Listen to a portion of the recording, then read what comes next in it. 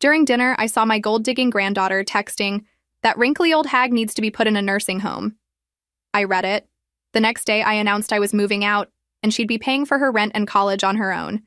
But let me tell you how we got there, because that message wasn't just cruel words on a screen. It was the moment my entire world cracked open. My name is Margaret, and at 68, I thought I knew what betrayal felt like. I'd been married to a man who left me for his secretary when I was 45. I'd watched friends turn their backs when money got tight.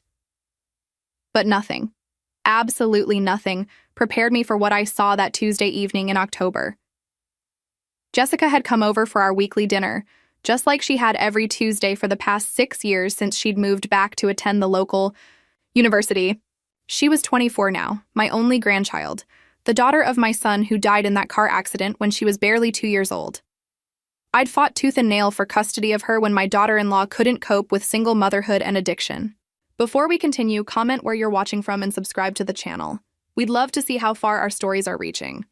Those legal battles nearly bankrupted me, but I'd have done it again in a heartbeat. Jessica was all I had left of David. The kitchen smelled like pot roast and fresh bread, Jessica's favorite since she was little. I'd spent the afternoon preparing everything from scratch, the way she liked it. She sat at my small dining table, picking at her food while scrolling through her phone.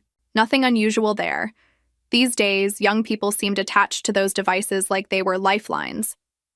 "How are your classes going, sweetheart?" I asked, refilling her water glass.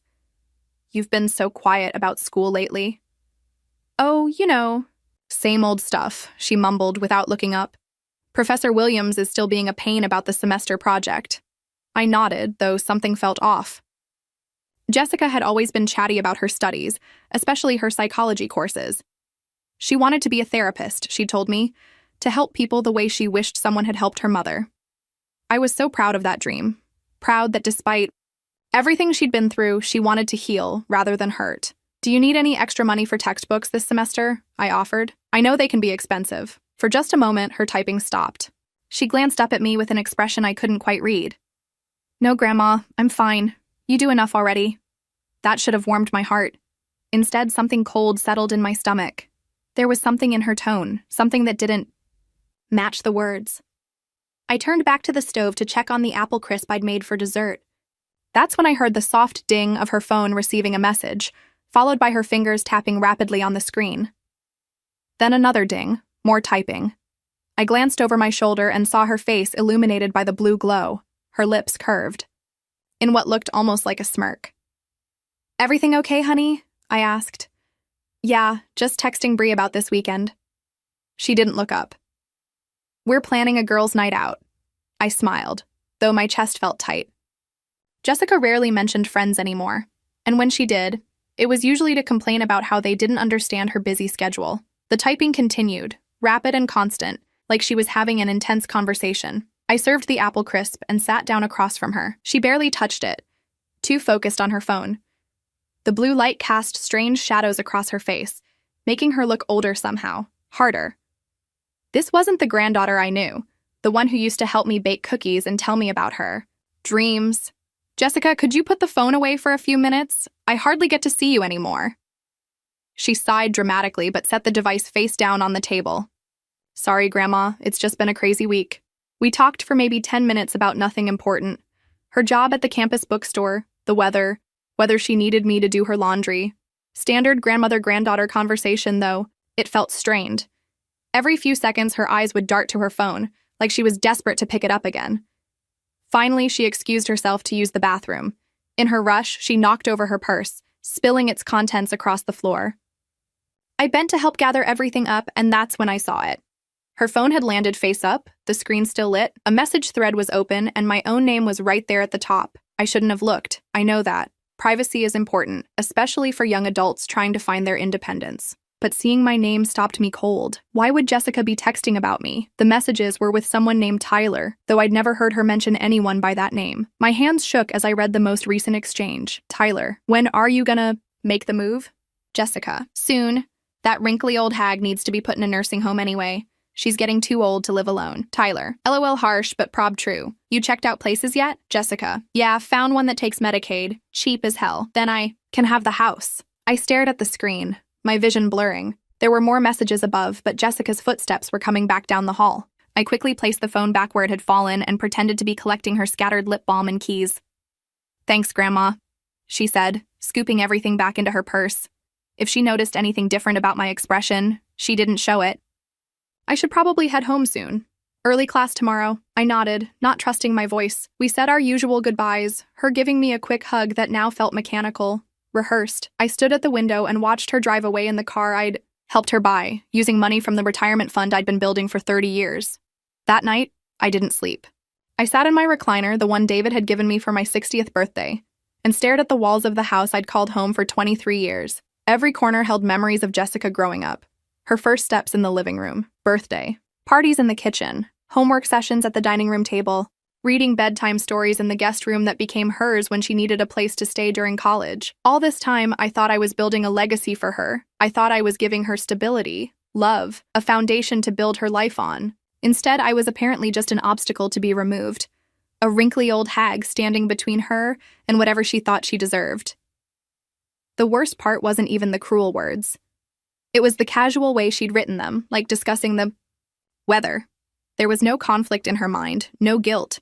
I was simply a problem to be solved, and the solution was to warehouse me somewhere cheap while she took over my life. As the sun rose on Wednesday morning, I realized I had a choice to make. I could pretend I'd never seen those messages, continue our Tuesday dinners, and pretend everything was normal. Or I could finally, for the first time in my 68 years, stop being everyone else's solution and start being my own person. The woman who had raised Jessica from a toddler, who had sacrificed her golden years to give that girl every opportunity, was done being taken for granted. I spent that sleepless Wednesday night drowning in memories I'd buried for years, 22 years ago, when Jessica was barely walking, and babbling gamma instead of grandma.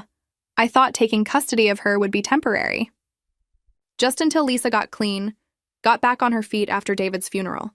I was 46 then, finally starting to enjoy some freedom after raising my own kids, but Lisa never got better. The pills turned into harder things, and the harder things turned into a lifestyle that had no room for a toddler who needed stability. I remember the day the social worker called me.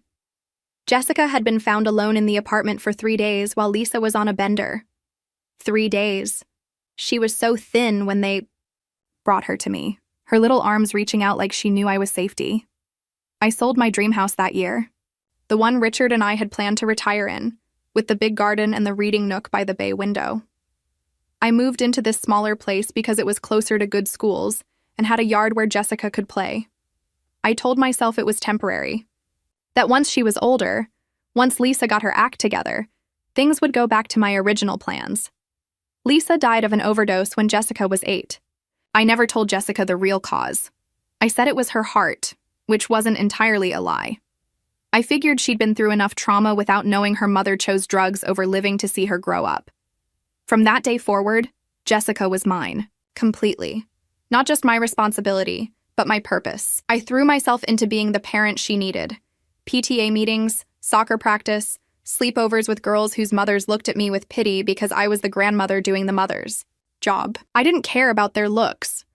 Jessica was thriving, and that was all that mattered. When she turned 16, I cashed in my 401k early to buy her a car. Not because she needed one, the school bus worked fine, but because she was embarrassed that other kids had cars, and she didn't. When she got into state university, I took on extra shifts at the hospital where I worked in admissions. I was 62, planning to retire in a few years, but Jessica's education was more important than my tired feet. I worked until I was 67.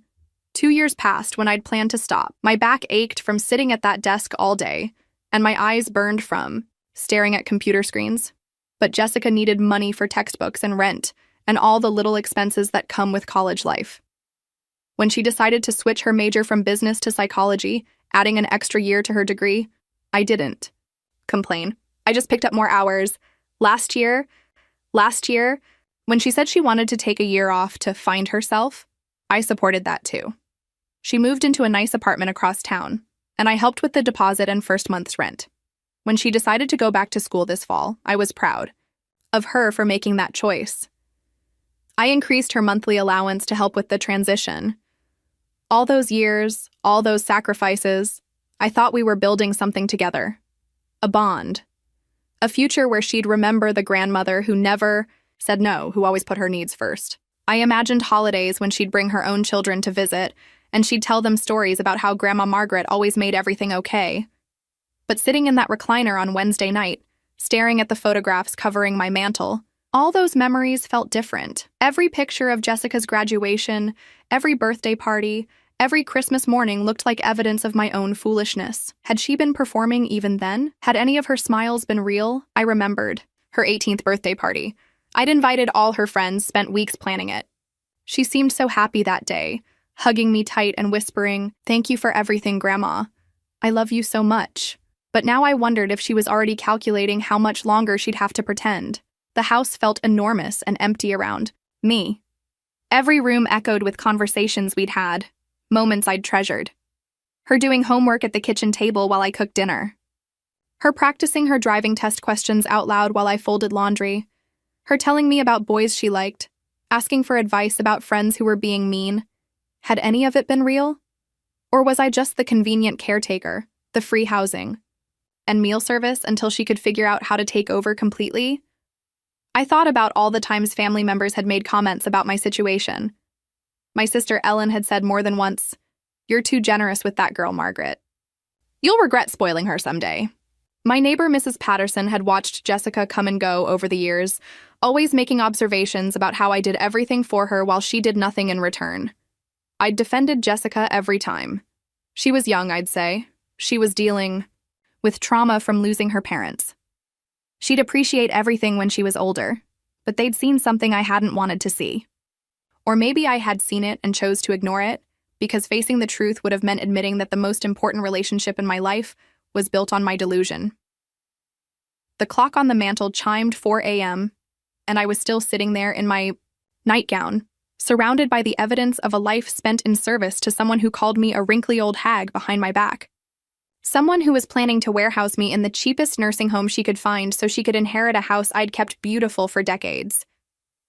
I thought about those nursing homes. I'd visited friends in some of them over the years. The smell of disinfectant that never quite covered the smell of despair. The staff who were overworked and underpaid, doing their best but still unable to give individual attention to residents who spent their days staring at television screens or sleeping in chairs. The loneliness that seemed to seep from the walls. Jessica had researched places that take Medicaid, not places where I'd be comfortable or happy, just places that would accept government payment for my care while she lived in my house, slept in my bed, and probably threw away all the photos of our life together. For the first time in 22 years, I let myself imagine a different future. Not one where I was warehoused away from everything I loved, but one where I made my own choices about how to spend whatever years I had left. Where I wasn't just someone's burden to be managed, but a person with my own desires and dreams. Ori. Woman in those nursing home beds, staring at daytime television and waiting for visitors who rarely came, didn't have to be me. Not if I refused to let it happen. As the sun started to rise, painting my living room in soft morning light, I realized something had shifted inside me during that long, dark night. The grandmother who had spent decades saying yes to everything Jessica wanted was gone. In her place was someone I barely recognized but was curious to meet, a woman who was finally ready to say no. Thursday morning came too soon, and not soon enough. I'd finally dozed off around sunrise, but by 9 a.m. I was wide awake, my mind sharp despite the lack of sleep. Everything looked different in the daylight. The house I'd loved for over 2 decades felt like a stage set, and I was seeing behind the curtains for the first time. My phone rang around 10. Jessica's name lit up the screen, and for a split second, my heart did that familiar flutter of joy it always did when she called. Then I remembered Tuesday night, and the feeling curdled into something cold and watchful. "Hi, Grandma." Her voice was bright, cheerful, the same tone she'd used thousands of times before. "I just wanted to thank you again for dinner." The pot roast was perfect, as always. "You're welcome, sweetheart." The endearment felt strange on my tongue now, like speaking a foreign language I was forgetting. I was thinking, maybe this weekend I could come help you with some yard work? The leaves are really piling up, and I know you worry about slipping on them. Such thoughtful words, such caring granddaughter behavior. If I hadn't seen those text messages, I would have been touched by her consideration. Instead, I found myself analyzing every syllable, looking for the calculation behind the kindness. "That's very thoughtful of you, Jessica." "Of course. You know, I worry about you living alone in that big house. Maybe we should talk about getting someone to help you with the heavier chores. There it was, the gentle push toward dependency, toward proving I couldn't manage alone. How many times had she made similar comments recently? How long had she been laying this groundwork? I manage just fine, I said, keeping my voice neutral. Oh, I know you do. I just think about you getting older and I want to make sure you're safe. That's all. After we hung up, I sat at my kitchen table with a cup of coffee and really looked at my house. Jessica was right about the leaves. The yard was a mess, and normally she would have already been over to help without being asked. But this offer felt different now. It felt like someone building a case. I spent the rest of Thursday paying attention in ways I hadn't before. I called Jessica around lunchtime to ask if she wanted to go grocery shopping with me, something we used to do together regularly. Oh, I can't today, Grandma. I'm meeting with my study group. But in the background, I could hear music and laughter. That didn't sound like studying. When I drove past her apartment complex around 3 p.m., her car was in the parking lot. When I called at 4 to see how studying was going, she didn't answer. She texted back an hour later. Sorry, phone was on silent. Study group running late. These were small things, tiny lies that probably meant nothing by themselves, but they painted a picture I'd been too loving to see before. Jessica had been living a completely separate life from the one she shared with me, and I'd been too grateful for her attention to notice the gaps. Friday morning, she showed up at my door unannounced, with coffee and donuts from my favorite bakery. Surprise, she said, giving me a hug that felt performative now that I was looking for the performance. I thought we could have breakfast together before I head to class. We sat at my kitchen table, and she chattered about school, her job, her plans for the weekend. I watched her face as she talked, looking for signs of the person who had called me a wrinkly old hag. But Jessica was a skilled performer. If I hadn't seen those messages myself, I never would have suspected the contempt hiding behind her smile. Grandma, can I ask you something? She leaned forward, her expression serious. Have you ever thought about what you'd want if something happened to you? Like if you got sick or couldn't take care of yourself? My coffee cup stopped halfway to my lips. What do you mean? I just worry about you being alone. I've been reading about elderly people who fall and can't get help or who forget to take their medications. I want to make sure you have a plan. I'm only 68, Jessica. I'm hardly decrepit. She laughed, but it sounded forced. Of course not. I just think it's smart to plan ahead. Maybe we could look at some nice assisted living places just to get an idea of what's available. For the future. There it was again. The gentle, caring push toward the outcome she'd already decided on. How many of these conversations had we had recently that I'd interpreted as loving concern instead of manipulation? I'm not ready for assisted living, I said firmly. Oh, I know. I'm not saying now. I'm just saying it might be good to research options. Some of these places have waiting lists. After she left, I found myself questioning every interaction we'd had over the past few months. The day she'd insisted on organizing my medications into weekly pill containers because she worried I might forget. The time she'd suggested I shouldn't drive at night anymore because older people have trouble with their vision. The afternoon she'd mentioned that my neighbor, Mrs. Patterson, had told her she was concerned about me living alone. Had Mrs. Patterson really said that? Or was Jessica creating a narrative, building a case for why I needed to be managed, controlled? Eventually removed, I called Mrs. Patterson. Oh, hello, Margaret. How are you feeling today? Feeling? I'm fine, Helen. Why would you ask? Well, Jessica mentioned you'd been having some dizzy spells. I've been worried about you. Dizzy spells? Spells? I hadn't had any dizzy spells. When did she tell you that? Last week, when I saw her leaving your house. She seemed so concerned about you. What a sweet girl, taking such good care of her grandmother. After I hung up, I sat in my living room and stared at the walls. Jessica had been telling people I was having health problems. She was creating a story about my decline, preparing everyone in my life for the day when she'd have to make the difficult decision to put me somewhere safe. The careful, methodical nature of it took my breath away. This wasn't a spur-of-the-moment plan born from frustration or financial pressure. This was calculated, deliberate, long-term manipulation. Jessica had been managing my image and my relationships, crafting a narrative that would make her eventual betrayal look like loving sacrifice. I thought about all the people who would nod sympathetically when she announced that poor Grandma Margaret needed professional care. They'd praise her for being such a devoted granddaughter, making such a difficult choice.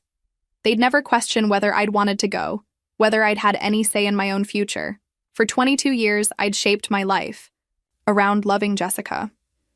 I'd seen her as the child who needed me, the young woman I was helping to build a future. But she'd been seeing me as an asset to be managed, a problem to be solved, an obstacle to be removed when the time was right. The grandmother who had raised her with endless patience and sacrifice was nothing more than a wrinkly old hag standing between her and the inheritance she'd already decided was hers. I spent the weekend planning my words carefully. This wasn't going to be an emotional outburst or a tearful confrontation. At 68, I'd learned that the most powerful statements are made quietly with absolute certainty. Jessica had underestimated me, thinking I was just a frail old woman she could manipulate. She was about to discover her mistake. Monday morning, I called the Willowbrook Senior Community.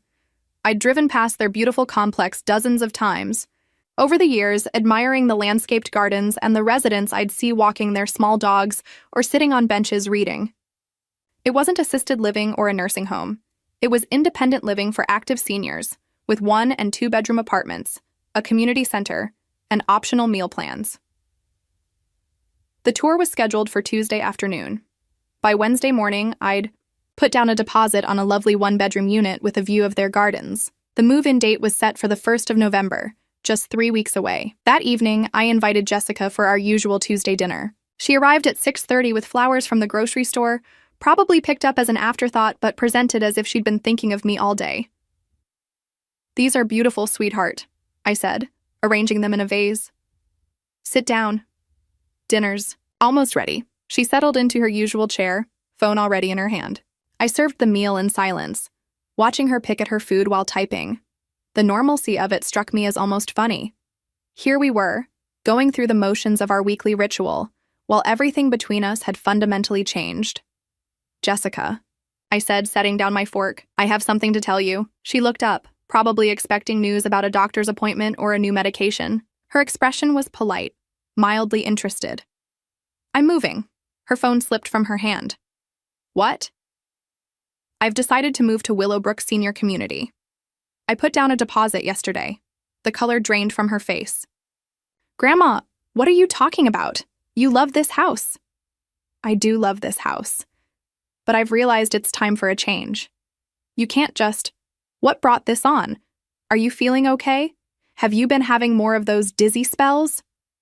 I met her, eyes steadily. "I haven't been having any dizzy spells, Jessica. I don't know why you told Mrs. Patterson I was." She blinked, and for just a moment I saw something flicker across her face. Fear, maybe, or surprise that I'd caught her in a lie. "Don't know what you mean. I never said." "It doesn't matter. What matters is that I've made my decision. I'm moving out at the end of the month." "But Grandma, this is so sudden. We should talk about this. Maybe look at some options together." "I've already looked at my options. Willowbrook is perfect for me." Jessica's hands were shaking now. What about the house? You can't just leave it empty." "I'm selling it." The words hit her like a physical blow. She actually rocked back in her chair, her mouth opening and closing without sound.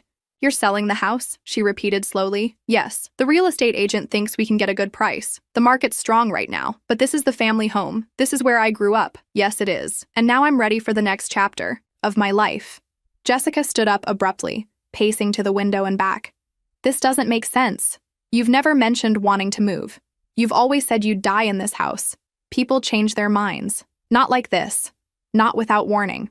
She stopped pacing and stared at me. "Something's wrong. Are you sick? Is that what this is about?" "I'm fine, Jessica. I'm just tired of living alone in a house that's too big for me." "You're not alone. I'm here. I visit you all the time. Once a week for dinner." "That's not the same thing." She sat back down, leaning forward urgently. "If you're lonely, I could move back in. Just temporarily, while you figure things out." "I don't need to figure anything out. I've already figured it out." "Grandma, please, let's slow down and think about this rationally." "I have thought about it, very carefully." Jessica was quiet for a long moment, and I could practically see her mind racing, trying to find the right approach. When she spoke again, her voice was softer, more vulnerable. "I need you to know that you've been the most important person in my life. After my parents died, you saved me. You gave me everything." "Yes, I did. So why does it feel like you're abandoning me now? The manipulation was skilled. I had to give her credit for that. The tremor in her voice, the tears gathering in her eyes. If I hadn't seen those text messages, I might have been moved. I'm not abandoning you, Jessica. I'm just choosing to live my life differently. But what about my rent and tuition? You know I can't afford. There it was. Not concern for my well-being or sadness about losing our relationship. Panic about losing her financial support. You're 24 years old, I said calmly. It's time you learn to support yourself. I can't pay for everything on my own. My job at the bookstore barely covers groceries. Then perhaps you should look for a better job or take out student loans like other people your age. Jessica stared at me as if I'd suddenly started speaking a foreign language. You want me to take out loans? But you said education was important, that you didn't want me starting my career in debt? I also thought you were working toward a career you cared about. But if this is all just a way to delay having real responsibilities, maybe debt would motivate you to take things more seriously. She stood up again, this time with anger replacing the false vulnerability. I can't believe you're doing this to me. After everything we've been to each other. What have we been to each other, Jessica? The question seemed to catch her off guard. We're family. We're all each other has left. Family doesn't plan to warehouse each other in cheap nursing homes. The words hung in the air between us like a bomb that had finally exploded. Jessica's face went white, then red, then white again. I don't know what you're talking about. I think you do. We stared at each other across my kitchen table, and for the first time in 22 years, there were no pretenses between us. No loving grandmother and devoted granddaughter. Just two women who finally understood exactly where they stood. You read my messages, she said finally. I did. Jessica closed her eyes, her shoulders sagging. When she opened them again, the performance was gone. What remained was someone I barely recognized. You weren't supposed to see that. You weren't supposed to see that. The admission hung between us, more honest than anything Jessica had said to me in years.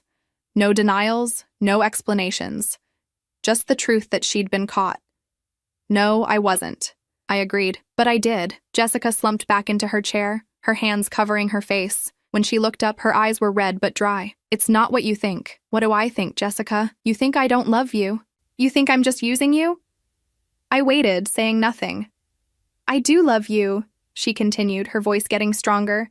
But loving someone doesn't mean you can't be practical about the future. You're 68, Grandma. You're not going to live forever. The casualness of it took my breath away. She was talking about my death like it was a business transaction she needed to plan for. And you thought the best plan was to put me away somewhere cheap so you could have my house. I researched good places, too. But insurance only covers so much, and I thought you'd want me to be smart with money. You always taught me to be practical. I taught you to be practical with your own money, not mine. Jessica's phone buzzed on the table. She glanced at it, and I saw her expression change. Who's texting you? Nobody important. But she was typing rapidly, her fingers flying over the screen. I could see the tension in her shoulders, the way she kept glancing at me while she typed. Jessica, who are you texting? Just Tyler. He's been helping me research places for you. He works at an assisted living facility, so he knows about these things. The same Tyler who thought it was funny that I'm a wrinkly old hag? She flinched. He was just joking around. He doesn't even know you. But you let him joke about me. You participated in it. It wasn't personal. It was just, we were frustrated about the situation. What situation? The situation where you have a grandmother who's been supporting you for over 20 years. Jessica's phone buzzed again. This time she didn't look at it, but I could see it was distracting her. Can you please put the phone away? It's important. More important than this conversation? She looked at the phone, then at me, clearly torn. Finally, she answered it. I can't talk right now, she said quietly. Then louder. No, she found out about the messages. I felt something cold settle in my stomach. She was talking about me, right in front of me, like I wasn't even there. Jessica, hang up the phone. Just give me 1 second. She turned away from me. Yeah, she's moving to some senior place. No, I don't know what happens to the house. I reached across the table and took the phone from her hand. Hey. Tyler? I said into the phone. Silence on the other end. Tyler, this is the wrinkly old hag. I wanted to thank you for your advice about nursing homes. Very helpful. I hung up and set the phone on the counter behind me. Jessica was staring at me with something that looked like shock. You can't just take my phone. I can in my own house. This is crazy. You're acting crazy. Am I? I think I'm acting sane for the first time in years. Jessica stood up, her chair scraping against the floor. I'm calling my Aunt Ellen. This isn't normal behavior, Grandma. Maybe you do need someone to help you make decisions.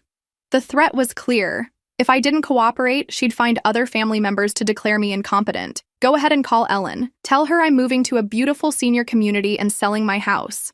I'm sure she'll be very concerned about my mental state. Jessica's confidence faltered. Ellen had been telling me for years that I spoiled Jessica too much. She wasn't likely to take Jessica's side against me. What about Uncle Robert? Or cousin?